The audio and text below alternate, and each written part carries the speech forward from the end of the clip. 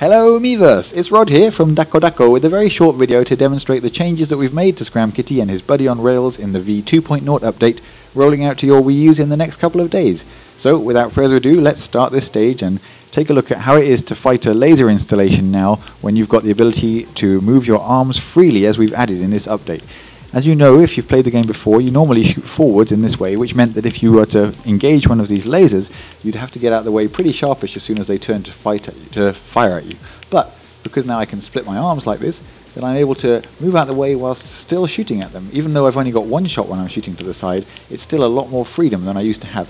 Similarly, with these mice, I can shoot sideways whilst still dodging out the way of other enemies, which means that I'm much less vulnerable when I'm shooting or when there's fast-moving enemies around me. Another thing that we've added is the burst shot. As you can see, when I first fire, there's some really strong red shots that come out. Now those are very useful when it comes to destroying large enemies, because you can hold back for a second and then you can just burst out a shot. So I'll show you this laser. Rather than using the split arms to destroy him, I'll just take him out like that with my powerful red shots before he even had a chance to attack me. That can be used in many situations, but this section, which used to be really tricky, now is, because you can move at full speed while shooting now, it's also much easier to just dodge out the way of a laser when it's shooting at you, and because you can shoot diagonally, you can take it out without really too much effort.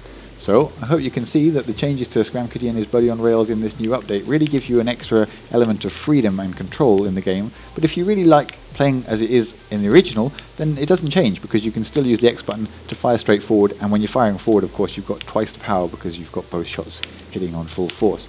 With the new burst shot and the increased speed, it really changes up the game even for people who want to play in the original style.